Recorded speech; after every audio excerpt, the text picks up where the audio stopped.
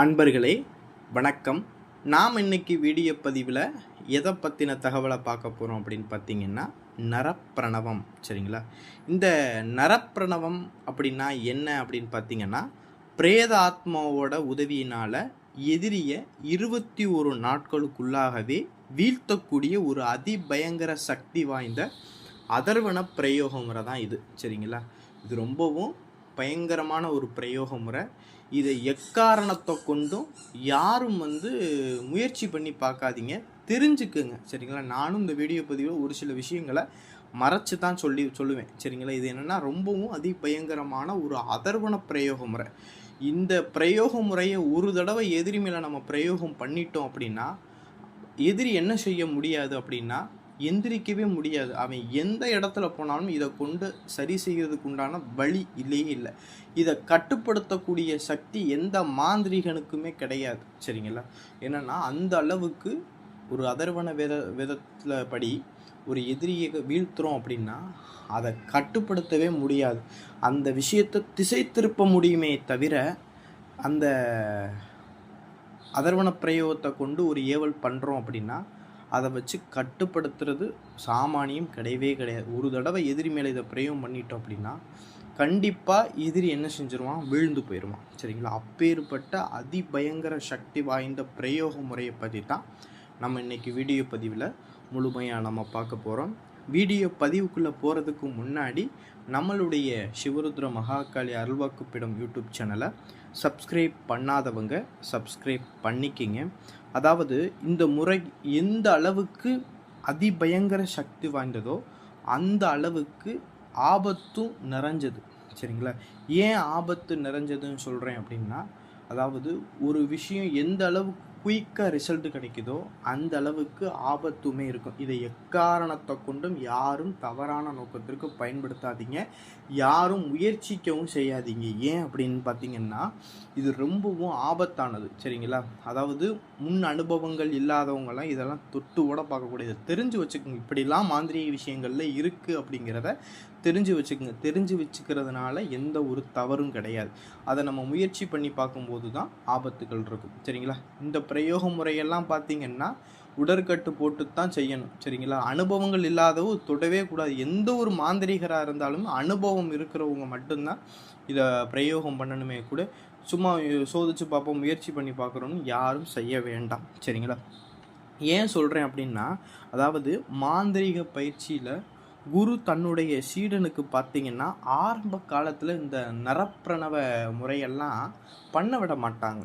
ஏன் அப்படின்னு பார்த்தீங்கன்னா, என்னைக்கு குருவுக்கு ஈடான சிஷியன் இருக்கிறானோ அன்னைக்கு தான் இந்த நரப்பிரணவ முறையை குரு செய்கிறதுக்கு சீடனுக்கு அனுமதி கொடுப்பார். அது வரைக்கும் செய்கிறதுக்கு அனுமதி கொடுக்கவே மாட்டாங்க. இதெல்லாம் பார்த்தீங்கன்னா ஒரு உயர்ந்த ரக மாந்திரீக பயிற்சி. சரிங்களா? அடிப்படை மாந்திரீக பயிற்சியில் இருக்கக்கூடியவங்கெல்லாம் இந்த முறையை பண்ணவே விட மாட்டாங்க. ஒரு உயர்ந்த மாந்திரீக பயிற்சியில் இருக்கிறவங்கள தான் இந்த நரப்பிரணவ முறையை பண்ண விடுவாங்க. சரிங்களா? அதாவது இந்த நரப்பிரணவ முறையை பார்த்தீங்கன்னா, இந்த நரப்பிரணவ முறையை வச்சு கிராமத்தில் இருக்கக்கூடிய சிறு சிறு தேவதைகளாக இருக்கட்டும், தேவதைகளெல்லாம் எளிதில் கட்டிடுவாங்க. சரிங்களா? எளிதில் கட்டிடுவாங்க. நீங்கள் சொல்லலாம், தெய்வ சக்தியை விட துஷ்ட சக்தி பெரியதா அப்படின்னு சொல்லி கேட்கலாம். நல்லா தெரிஞ்சுக்குங்க. தெய்வங்களுக்கும் நேரம் பலம் இழக்கக்கூடிய அந்த நாட்கள், அந்த நேரங்கள்னு ஒன்று இருக்குது. அந்த நேரங்களை குறித்து தான் தெய்வங்களுக்கும் துஷ்ட சக்தியில் வச்சு கட்டுப்படுவாங்க. சரிங்களா? பழங்காலத்தில் மாந்திரிகள்லாம் என்ன பண்ணுவாங்கன்னா, தெய்வங்களுக்கு என்னைக்கு நேரம் பலம் இழக்குதுங்கிறத பார்த்து அந்த நேரத்தில் தெய்வங்களை என்ன செஞ்சுருவாங்கன்னா கட்டி போட்டுருவாங்க. இந்த மாதிரி தான் ஆதி காலங்களில் துர்மாந்திரிகவாதிகள்லாம் தெய்வங்களை கட்டி போட்டது. சரிங்களா? அதனால் இந்த பிரயோக முறைனா அதிபயங்கர சக்தி வாய்ந்த பிரயோக முறை. அதனால தான் நான் என்ன சொல்கிறேன்னா, இந்த பிரயோக முறையை வச்சு எவ்வளவு விஷயங்களும் பயன்படுத்தலாம். சரிங்களா? இந்த பிரயோக முறையை வச்சு ஒரு எதிரியை வீழ்த்தலாம், எதிரிக்கு செய்வன வைக்கலாம், எதிரியை பேதனம் பண்ணி வர வைக்கலாம், எதிரியை வசியம் பண்ணி நம்ம பக்கத்து இழுத்துட்டு வரலாம். இந்த பிரயோக முறையை வச்சு அஷ்டகர்ம மாந்திரீக விஷயங்களையுமே பண்ணலாம்.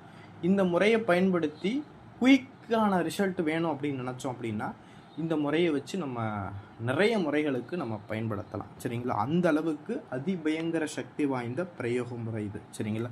சரி, இந்த பிரயோக முறையை என்னைக்கு பண்ணலாம் அப்படின்னு பார்த்தீங்கன்னா, இந்த பிரயோக முறையை கிரகண காலகட்டங்களில் மட்டும்தான் பண்ண முடியுமே தவிர மற்ற காலங்களில் இந்த பூஜையை பண்ணக்கூடாது, பண்ணக்கூடாது. சரிங்களா? அதாவது கிரகண வேளையில் சந்திர கிரகணம் இந்த மாதிரி சூரிய கிரகணம் வரக்கூடிய அன்றைக்கின் இரவு மயானத்தில் போய் நீங்கள் என்ன செய்றீங்கன்னா, பிணம் எரிக்கக்கூடிய அந்த இடத்துல, புரியுதுங்களா? பிணம் எரிக்கக்கூடிய அந்த இடத்துல அந்த ஒரு வாழை இலை ஒன்று விரித்து, அந்த வாழை இலையில் உங்களுடைய எதிரியுடைய உருவ பாவை போல் அவனை மனசில் கற்பனை பண்ணிக்கிட்டு, உங்களுடைய எதிரி பாவை போல் செஞ்சு, எதிரியோடு சம்மந்தப்பட்ட காலடி மண் இல்லை வேர்வப்பட்ட துணி இல்லை தலைமுடி ஏதாவது இருந்தால் வைக்கலாம். இல்லைன்னா எதிரியை மனசில் கற்பனை பண்ணிக்கிட்டு எதிரியுடைய உருவம் போல் அந்த மயான சாம்பலில் என்ன செய்கிறீங்கன்னா, பன்னீர் விட்டு குழப்பி ஒரு உருவ பாவை போல் அந்த இலையில் நீங்கள் செய்யணும். செஞ்சுட்டு அந்த பாவையை, அந்த இலையை மயானத்துடைய வடக்கு திசை பார்த்து, அந்த எரிமேடையிலேயே வடக்கு திசை பார்த்து நீங்கள் வச்சுக்கிறணும். வச்சுக்கிட்டு அந்த மயான சாம்பலுடைய அந்த பாவையுடைய தலைமாட்டுகளை ஒரு மண் களையத்தில் என்ன செய்கிறீங்கன்னா, கோழியுடைய உதிரத்தை பிடிச்சி ஒரு சட்டியை அதோடைய தலைமாட்டில் ஒன்று வச்சுக்கோங்க.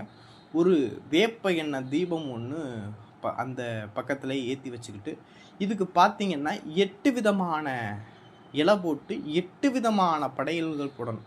ஒரே மாதிரி இருக்கக்கூடாது. 8 விதமான படையல்களும் தனித்தனியாக இருக்கணும். சரிங்களா? அது பார்த்திங்கன்னா 8 விதமான பொருள் தனித்தனியாக இருக்கணும். சரிங்களா? இது பார்த்திங்கன்னா மது வைக்கணும். சரிங்களா? அடுத்து சுட்ட ஈரல் வைக்கணும். சரிங்களா? அடுத்து வந்துன்னா கோழி கறி குழம்பு வைக்கணும். சரிங்களா? சுருட்டு, அவல் பொரி, கடலை, சரிங்களா, தேங்காய், வெத்தலை பாக்கு, இந்த மாதிரி 8 விதமான பொருள்களையும் இலையில் 8 விதமாக தனித்தனியாக வச்சுக்கிறோம். தனித்தனியாக வச்சுக்கிட்டு நீங்கள் நான் ஸ்க்ரீனில் கொடுத்துருக்கூடிய அந்த மந்திரத்தை நீங்கள் என்ன செய்யணும்னா 1008 உரு கொடுத்து முடித்த பிறகு ஒரு தட்டில் பொரி ஒன்று எடுத்து வச்சுக்கிட்டு, அந்த பொரியை என்ன செய்கிறீங்கன்னா மயானத்தில் 4 திசைகள்லையுமே தூவி விட்டுட்டு, அந்த களையத்தில் இருக்கக்கூடிய உதிரத்தை அந்த பாவையில் தெளித்து விட்டுட்டு, அந்த களையத்தை பாவையுடைய தலைமாட்டிலேயே போட்டு உடைச்சிட்டு, மயானத்தில் இருந்து திரும்பி பார்க்காம வீட்டுக்கு போய் குளிச்செழிச்சிட்டு உங்களுடைய தெய்வத்துக்கு பூஜை செஞ்சுட்டு போய் படுத்துக்கிறலாம். சரிங்களா? இந்த மாதிரி இந்த முறையை நீங்கள் பண்ணினீங்க அப்படின்னா 21 நாளைக்குள்ளாக உங்களுக்கு துன்பம் கொடுக்குற எதிரி என்ன செஞ்சிருவான், வீழ்ந்து போயிடுவான். உங்களுக்கு அவன் திருப்பி பிரச்சனை கொடுக்கணுங்கிற அந்த நினைப்பே அவனுக்கு வராது. அப்படி பிரச்சனை அவன் கொடுக்கணும்னு நினச்சான்னா அவனுக்கு பிரச்சனைகள் அதிகமாக ஆரம்பிக்கும். அப்பேற்பட்ட பவர்ஃபுல்லான ஒரு பிரயோக முறை. எப்பேற்பட்டவனையும் என்ன செஞ்சிடும், கீழே தரையில் வீழ்ந்துட வச்சிடும். சரிங்களா? அப்பேற்பட்ட பிரயோக முறை தான் இந்த பிரயோக முறை.